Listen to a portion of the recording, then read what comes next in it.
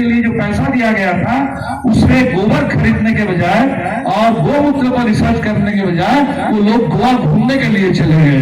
वो गोमूत्र और गोबर के बजाय गोवा चले गए घूमने के लिए। तो लोग कह रहे हैं कि बड़ा घोटाला हो गया। नहीं, घोटाला तो ये है कि अगर आप कैंसर के इलाज के लिए गोमूत्र और गोबर के शोध की बात कर रहे हैं, बाबा रामदेव वाली बात कर रहे हैं सब हर जगह जाकर के, तो इस देश में शिक्षा खत्म, भगवाकरण हो जाएगा और पूरा केंद्र सरकार का बुलडोजर चलेगा। तो ऐसे दौर में, इस दौर को क्या कहिएगा? हम तो कहते हैं कि भाई इस दौर में एक आजादी का जैसा आंदोलन था, बिल्कुल वैसे ही एक दूसरी आजादी की लड़ाई चाहिए। हमें फिर से गुलाम बनाने की साजिश हो रही है। वो अंग्रेजों की जगह पर अब अमेरिका आ रहा है। तो क्या ये 23 मार्च और भगत सिंह जब याद कर रहे हैं, वो शहादत इसलिए दी गई थी कि अंग्रेज चले जाए? भगत सिंह ने तो कहा कि भाई ये गोरे अंग्रेज की जगह पे देख लेना कि कोई भूरे अंग्रेज ना आ जाए। तो भूरे अंग्रेज तो आ ही गए हैं, अडानी, अंबानी और ये लोग तो सब सारे भूरे अंग्रेज हैं। अंग्रेजों के नक्शे कदम पर देश चल रहा है। लेकिन अब तो भूरे अंग्रेज वाली भी बात नहीं रहेगी। उसमें सबसे जो गोरे आदमी है इस समय, जो दुनिया भर में जाकर के काले लोगों पर वो कहते हैं कि ये कोई इंसान नहीं है, अपने देश में उनकी हत्या कर रहे हैं और इसीलिए अमेरिका में ब्लैक लाइव्स मैटर जैसा आंदोलन खड़ा हो रहा है।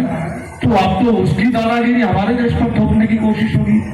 तो फिर से एक आजादी का आंदोलन जैसा आंदोलन चाहिए, उतना ही बड़ा, जिसमें किसान हो, जिसमें मजदूर हो, जिसमें छात्र नौजवान हो, जिसमें दलित हो, जिसमें आदिवासी हो, जिसमें महिलाएं हो, जिसमें हमारे देश में सामाजिक न्याय की बात हो, जिसमें हमारे देश के अंदर लोगों के लिए कल्याण की बात हो, रोटी कपड़ा मकान के साथ साथ हमारी शिक्षा, हमारा स्वास्थ्य, हमारे यहाँ का पूरा पर्यावरण, हमारे बच्चों के लिए, उनके भविष्य के लिए, वो पूरे डिजिटल की अगर बात करते हैं तो डिजिटल भी कोई ठीक है, डिजिटल के ट्रेनिंग सबके पास होनी चाहिए, डिजिटल शिक्षा के भी मौका सबके पास होना चाहिए।